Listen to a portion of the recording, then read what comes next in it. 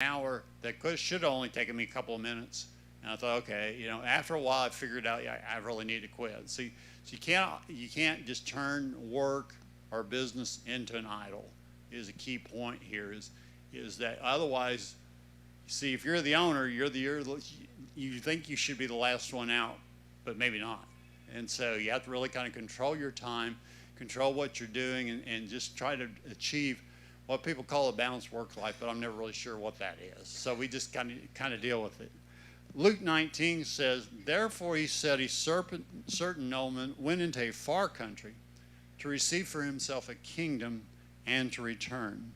So he called 10 of his servants, delivered to them 10 minas, and said to them, do business till I come. And so the minas are the money. He distributed equal amounts of money to all 10 people here. And so he said, do business till I come. What was he telling them to do? He was going to go increase that.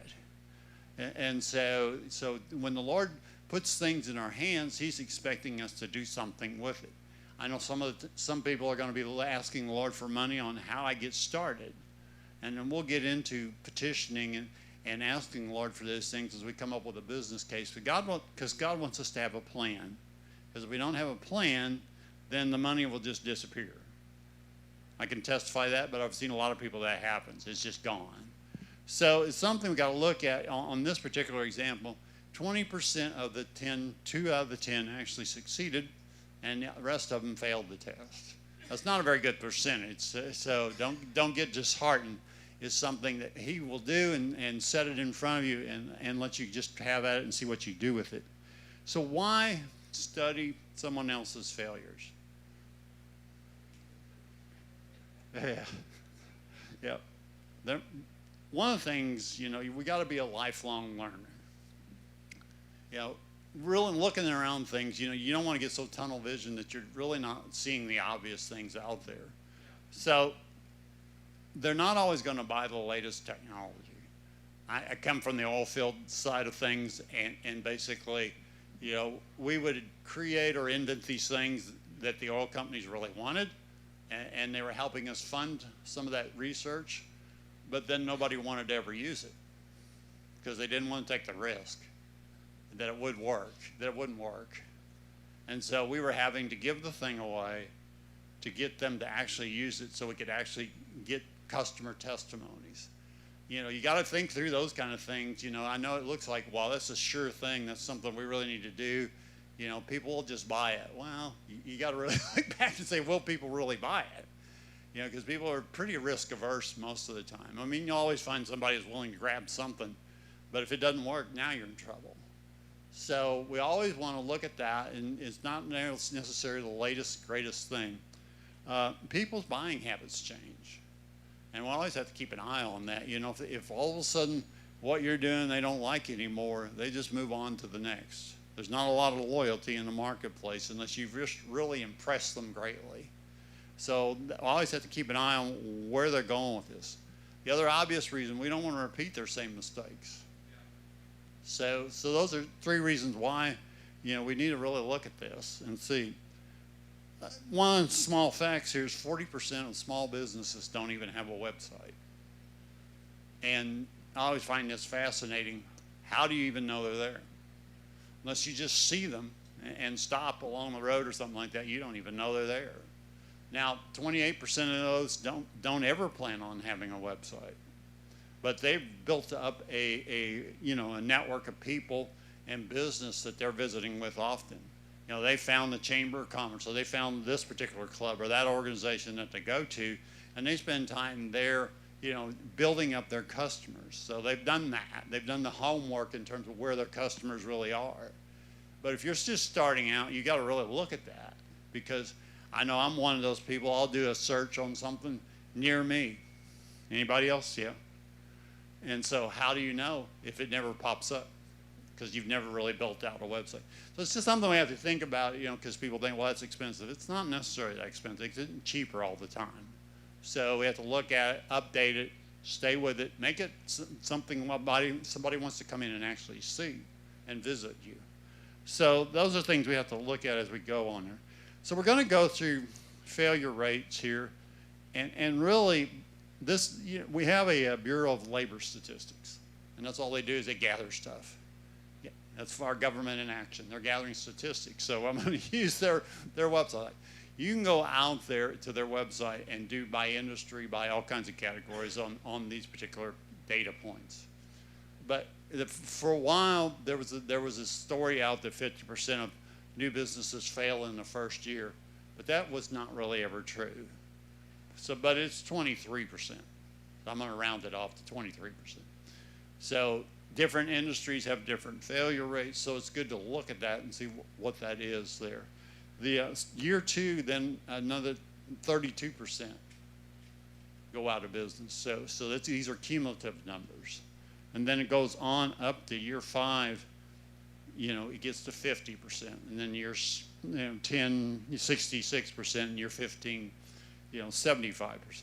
So by the time they get out to year 10, they've kind of sorted out. If they're still in business, they're probably doing pretty good by that time.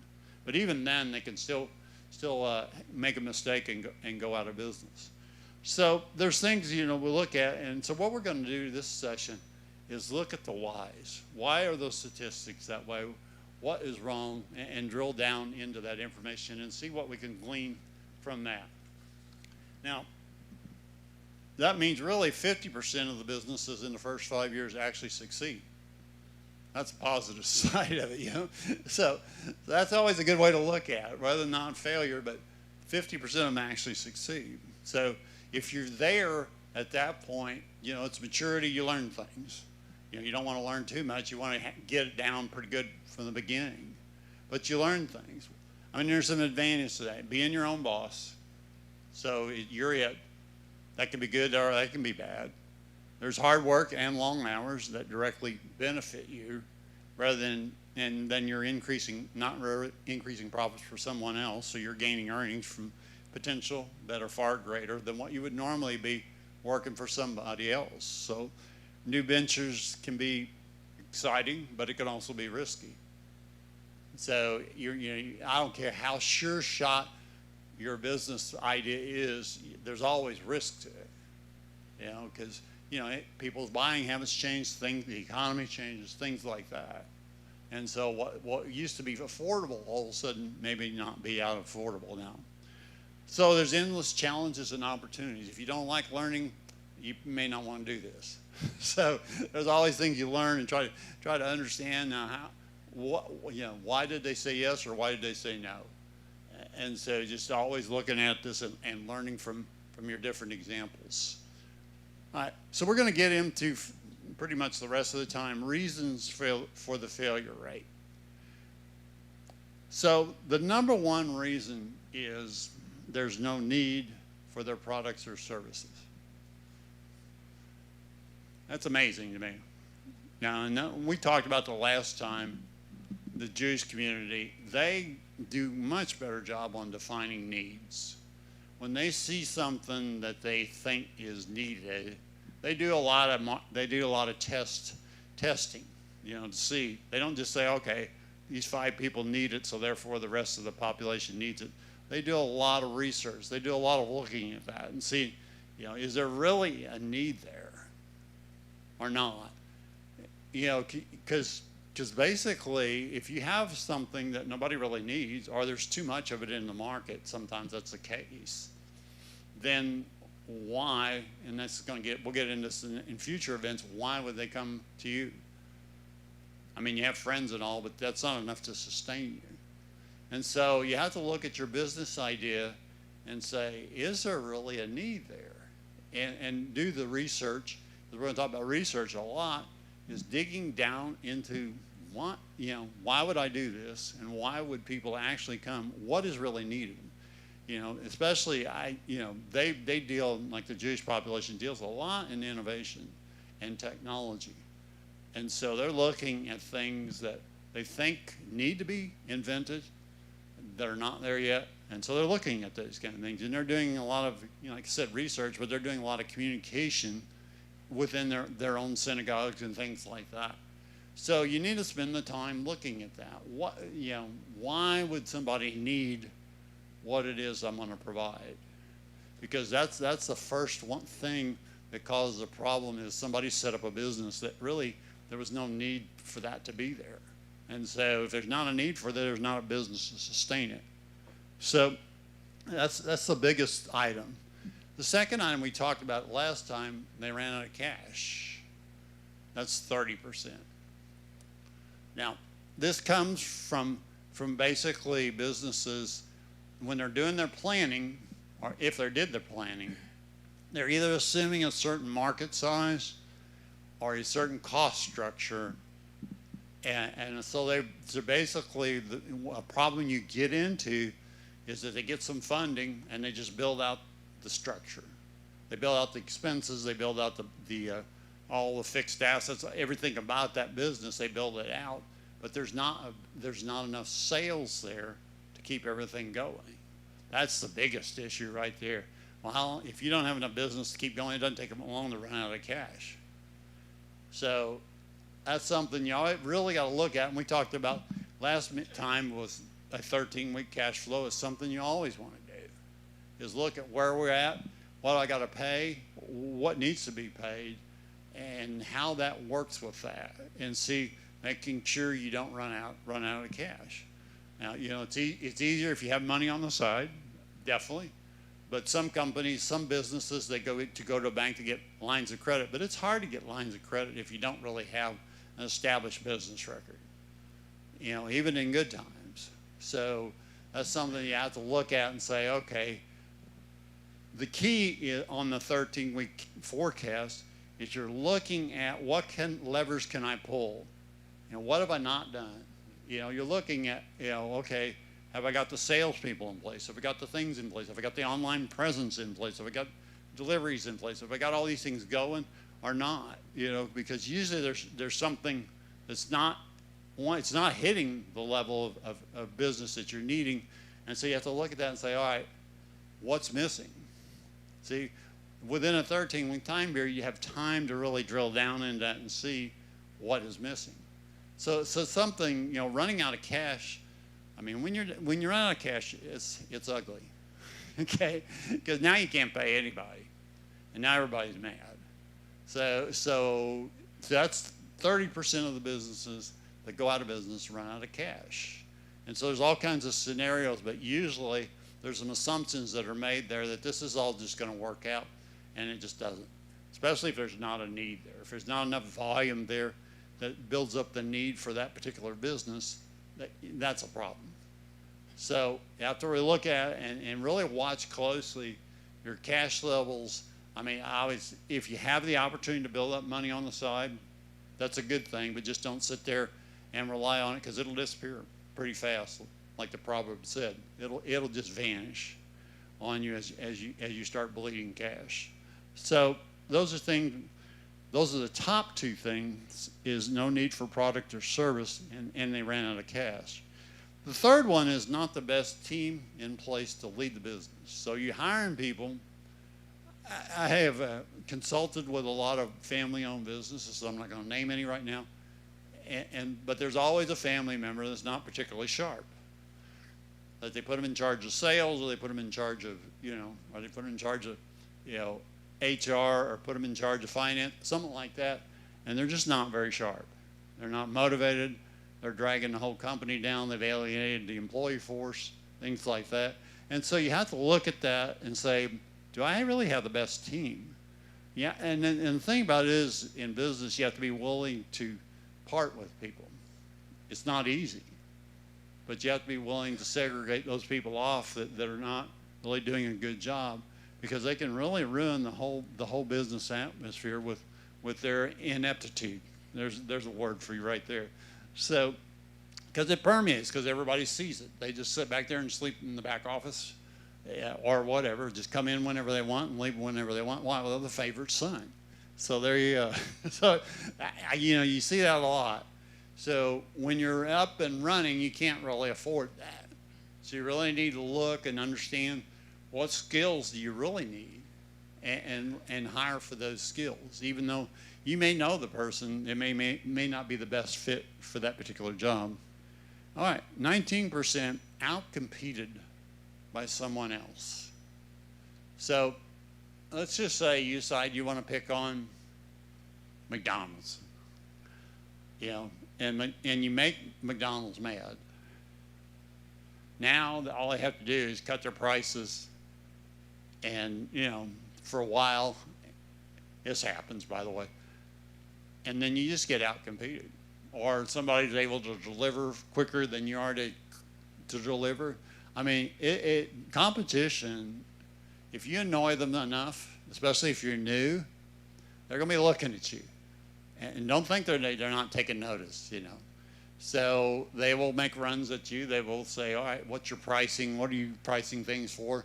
Well, let's put it underneath that and just draw a bunch of business off of them, and we'll do an advertising campaign around them and things like that. So you have to anticipate those kind of things. You have to understand those companies, they don't really care for you being there. Let's put it mildly, but they don't really care for that. And so one of the things you always look at is anticipate what they might do and see. I mean, sometimes you have to just go talk to them and say, hey, stop. But they usually, if they're real mean, they won't pay attention, but at least ask them to stop, you know, that you're actual benefit to their community or things, something. You know, you can think up something. But you get out-competed. If somebody can deliver faster than you, if somebody can do it cheaper than you, you can't win that competition for a long term. So you have to really look at that and say, okay, what are my competitors likely to do? And they love to do it right when you're just vulnerable. Doesn't matter to them because they're going to be there. So look at that and see what's around you and how does that work. 18% don't have adequate pricing and cost solutions in place. So they really don't know. They're guessing at what the market will afford, but the cost of what they're providing, they should know. But they're not paying attention to that. They're just hoping to outgrow their volume of something. So if you get enough volume in a place, that might make up, but if you're losing money on everything, it doesn't matter how much you sell. So their whole pricing, they kind of just wandering around saying, well, this week it's $20, and next week it's $18, and next week it's $22, and they're just kind of moving all around the spectrum of pricing. Well, it doesn't take customers too long to go, well, they really don't know what they're doing. You know, they don't really have a sustainable model. That's what we call it.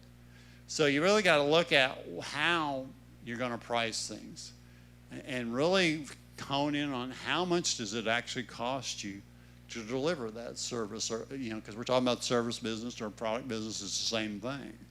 So you have to look at what that actually is, and that changes over time.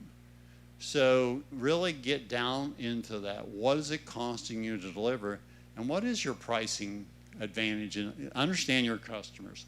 It's okay to value shop customers, or not customers, but members, or competitors. It's okay to value shop them and look around and see what are they charging. To give you an idea and see, because that helps to know before you even start whether you're in a competitive mode or not.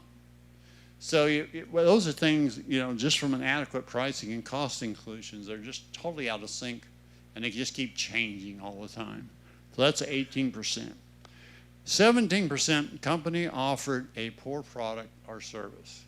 Man, do you know people that do reviews, they don't hold back?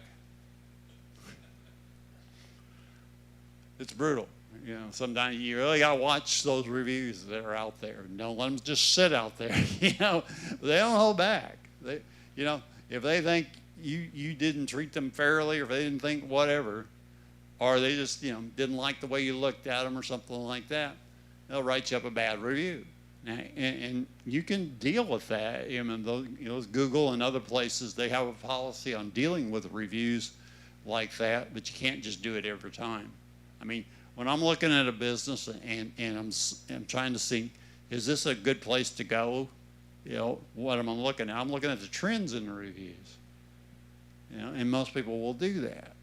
See, because you always have the one bad one that just says, this place is horrible, this person's horrible, that product's horrible. It's like constant. But you have to really look through it and respond to those things. Don't let them just sit out there without a response. Even if you thought they were unfair, you just say, well, I'm sorry. and just come up with some reason, just say, we fixed it. Come on back. If you let them sit out there, they'll just sit there. And, I usually do, when I'm looking at reviews, I'm looking at I'm looking at the trends, the latest. And boy, you could pick up quite a bit just looking at that and saying, okay, what am I expecting when I walk in there? People want to be treated right. People want to be treated honestly. And so those are things you have to constantly look at and say, and if you get the reputation of a poor product or service, then you're not going to be there very long. So even if you've made mistakes, I can tell you sometimes we had days where we just blew it. I mean, there was everything that went wrong could possibly go wrong, and we actually gave them free service and paid them for not giving us a bad review. So you have to kind of think out of the box in terms of, okay, I really messed up here, and everything went wrong, and it was just bad. And I know that that's not our service level, but sometimes you have to compensate them.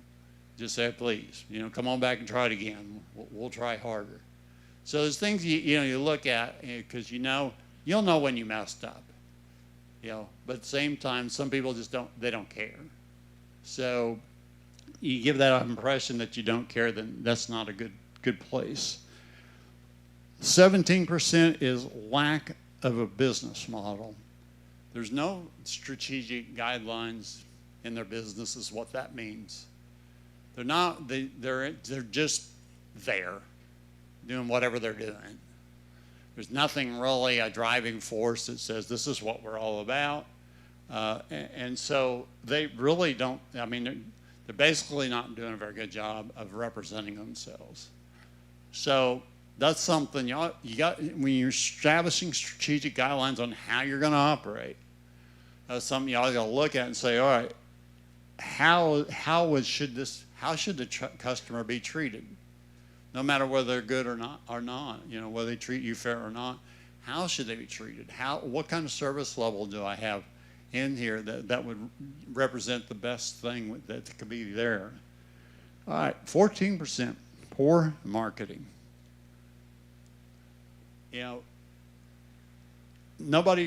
Typically nobody drives around to see what new businesses have opened up.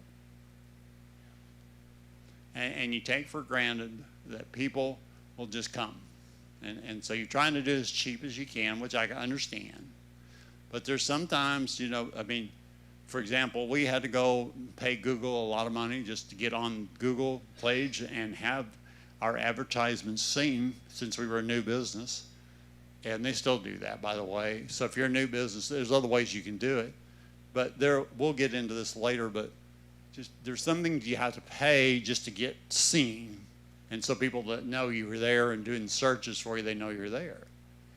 So always think about that, is that, it doesn't mean you have to pay everybody, but there's some things you just got to do. There's some groups you need to belong to in terms of not just professional groups, but it goes back to where's your customer base. If you make no effort to go find them, then they're not going to make any effort to go find you. And so we have to think through that and say, well, where would I find my customers? Where would they be? I belong to 3 organizations, and I go most of the time. Not always a happy camper going, but I go. So customer base is there. It took a while to find them. I have somebody working for me that also goes to 2 other groups. That same reason. That's where our customers are. And that may change over time. So you got to look at that and say, am I getting any business from that group, or are we just, trading cards? But there's things, from the marketing standpoint, if you don't do that and extend that to people, they won't even know why you're there or what you're doing. Especially if you have a business name and they're not even sure what it is. So always think through that and say, okay, how do I reach these people? And so if you don't make an effort, that's not going to happen. Okay, 14% ignored the customers. Wow. Nothing that alienates customers really bad is just to ignore them. Anybody ever walked into a store and they just looked at you like, what are you doing here? You can feel it right away, It's like, okay. You don't have to figure it out. They really, they've been trained. They really don't prize who they are. We said 8 out of 10 new business owners are basically, they're one employee.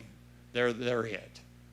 So if you have, a bad day, we all have bad days sometimes, but you can't really have a lot of bad days together, because that'll just permeate through your business. People pick up on that pretty quick, that you don't really disregard them at all. You just ignore them, or they complain and whine about stuff and you just kind of blow it off. So just, make sure you're not doing things that would assume the impression that you're just ignoring their demands, what they're looking for, because you never know.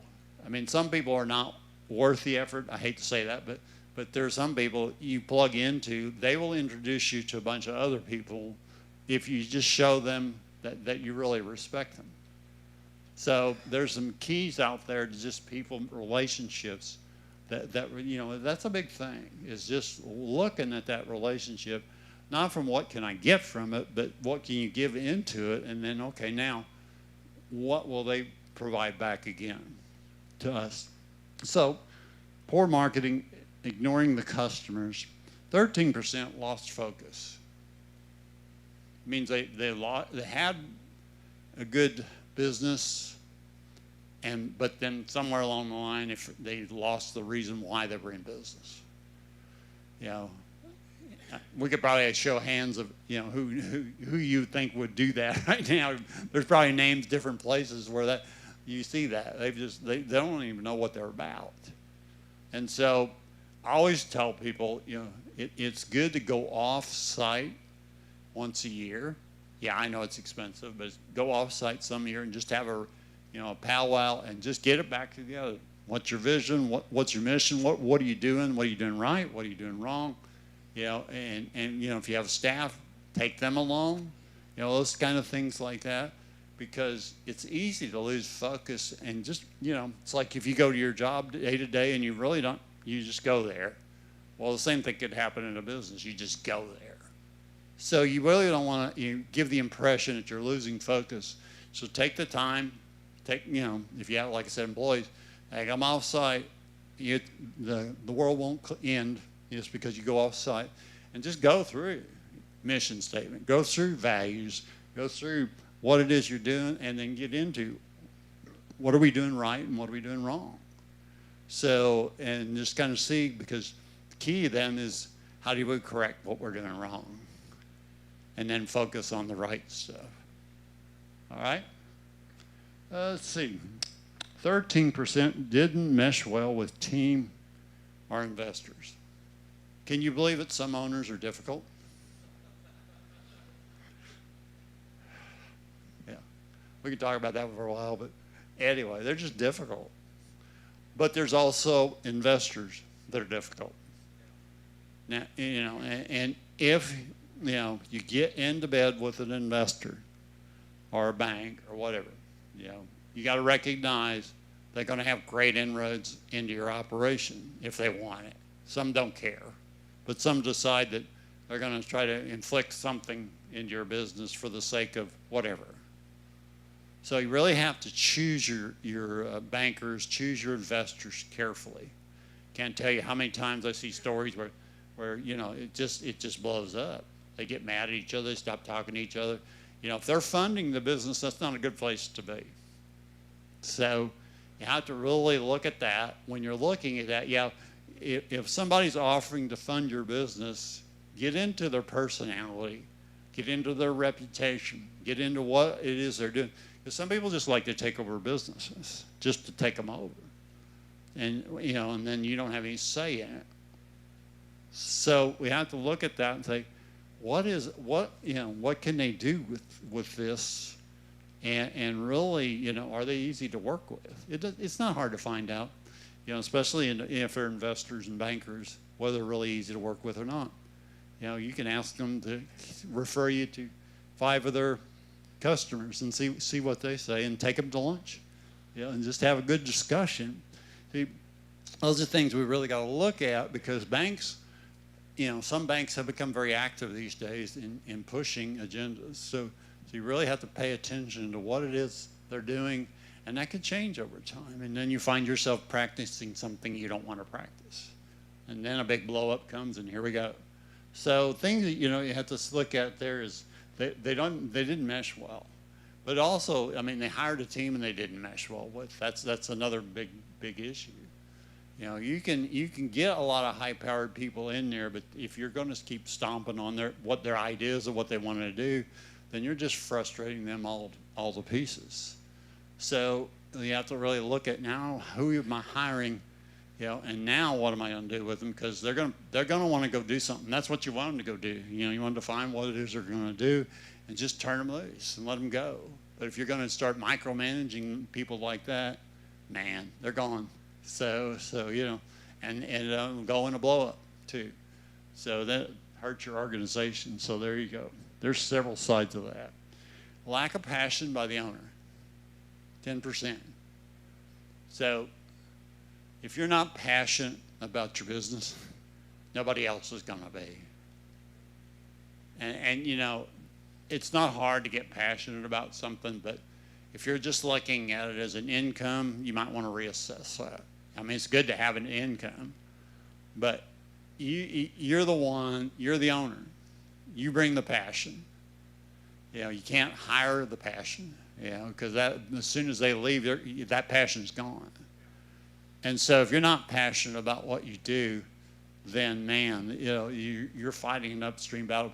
People will sense that when they come into your business, that you don't care. He's just back there doing whatever. So, and then, like I said, it'll impact your staff as well. 8% is legal challenges. So that's pretty obvious, but we don't think somebody will come along and sue us. We were talking earlier about, just a name that you pick. You have to search every name and make sure it's not being used twice. Now let's just say I decided I was going to open a business. I was going to call it Chick-fil-S. You would think I would get sued, right? Yeah. See, especially when Lake's here. But anyway, but just different. We think, okay, I'm just going to change it a little bit, or I'm just going to. Oh, this is a cute name. Do a legal search on the name. Do a definitive legal search on the name, because if you pick something that's already there, you're probably going to get sued. Even if it's not being used, somebody will just get mad. Okay. The other thing we were talking about earlier was the fact that if you pick up a slogan or if you come up with a vision statement or something like that, you might want to search it and see, especially if you're going to do business in other countries. Because why? Well, some terms are insulting to certain people. We ran on all of this in the oil field all the time. We had a great name for a product we thought would be great, and then, oh, well, that's a curse word in Swahili or whatever. It's just things like that. You had to go do your research to make sure, yeah, it's a great name, but man, we're going to insult half the country, So you have to think through from a legal standpoint, did you steal an idea that's patentable? Well, you're going to get sued. And if you don't have the resources to defend that, you're going to be out of that pretty quick. So think through everything you do, especially in the business planning stage, and look at that and say, okay, I like this name, or I like this vision, or I like that. Well, just do searches on it. Internet's free. So you can just kind of look and see what's out there. But you can also go on the State Secretary of Texas and do a search pretty quick on business names and anything else out there. So that's always a good, especially if you're going to do business in Texas and any other state. So just keep that in mind. Okay? The last one that gets real small percentages after this, owners are tired and burned out. I've met a number of owners like this. They should have sold 5 years ago, but they're still in business and they're just trying to do something with their business. And the problem is everybody else in that business is tired and burned out because the owner's tired and burned out. So this is actually an opportunity, though.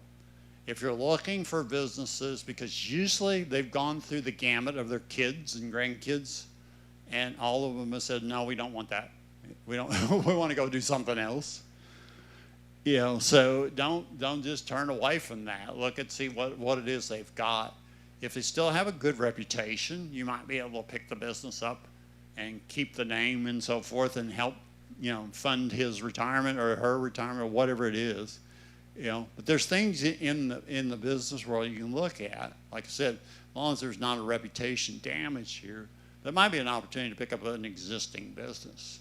You know, but you got to really work out the legal side of that. Don't just assume things on that, because the family all of a sudden gets mad because Uncle Joe gave the business to you, but now they decided they want it. So you want to make sure you close all the doors on that.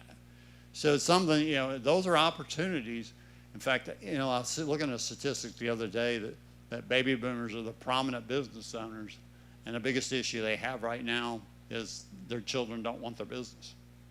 So so be on the lookout for that kind of stuff. And see, like I said, I've seen businesses that their reputation has been tarnished. You don't want that for any price, because it's hard to recover a tarnished reputation. So you really do, I'm going to say research again. You need to really look at that and see, no matter how much cheap it is or anything else, you know, you may have to do a name change and some other things if it's that bad. But there's things out there in the business area because of this situation, you know, they give it to Junior, and Junior just sits there and plays golf all day or whatever, you know. So it's like, the business was good and now it's going downhill. So those are things you look at from the standpoint of is there a business out there that already exists that's looking for somebody to pick it up, and just start discussing with them, you know, with the owner, and see where it goes. He may just tell you to get lost, but that's okay. You know, you just lost lunch, but that's it. So those are things to look at for opportunities rather than just starting from scratch. All right. The key here, I'm going to ask some questions here. Nobody answer them out loud, but you really need to answer these off the side. Is this for you? Are you a self-starter? See, if you're the owner of the business, tag, you're it. You know, so are you a self-starter?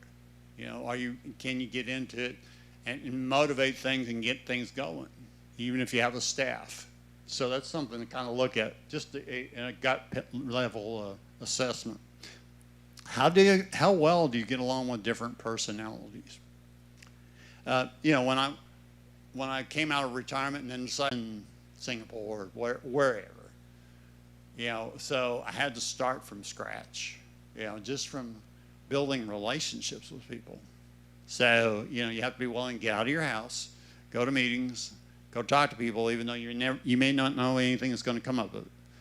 Most of the people I've talked to over the years, once you start down a road and you decide you want to do a particular type of trade or something like that, it may take you 2 years to get to where people know you're going to be there. There's something magical about the 2-year mark, where they know you're serious enough about this that they would actually give you your business. So, you know, I was looking at a lot of different things, and you know, it's just basically I had to be able to survive 2 years cash flow. So that's something you keep in mind, because if you're starting from scratch and if you're starting a new business, that's a key. Is you want to see how, you know, how adaptable, how relationship oriented can you be. You can learn. I mean, I've learned a lot. I can carry on a conversation about golf with about anybody now, you know, or anything else, but you know, you have to kind of get into it and see where they are, and get into conversations that see where the business goes at that point. So you have to get out of your house and get out about where the people are that you really want to do business with. There's also other trades. They know people as well. So, you know, in my particular business model, real estate agents know a lot of people. So, you know, those are people we try to key in on. Why? Well, they just know a lot of people. They have relationships with a lot of people. Bankers know a lot of people, things like that. So you kind of look at that and see what relationships are out there that I can leverage from this particular relationship, and see if they'll introduce you to different people that might help you. So you're really on the search there on that.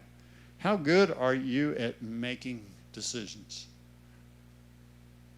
When you're it, you're it. So if you're sitting there stumbling, like I said, I started this off saying, if I work too late, then, it's like, okay, then my decision-making capabilities goes out the window. So those are things you have to look at there. How well do you plan and organize? Is your spouse on board if you're married? So that's a key. And how will the business affect your family? So it's always things you got to look at, because you're going to be in and out doing stuff all the time and things like that. So how would that do there? And then what skills do you bring to the table? So what skill gaps need to be filled? Like for mine particular business, I needed somebody from sales, because I had zero sales capability, at least at that point. So, you have to understand what it is you need and then go hire whatever it is you need. And that can be, temporary contractors or employees. Luke 14, verse 28 says, "But don't begin until you count the cost. For who would begin construction of a building without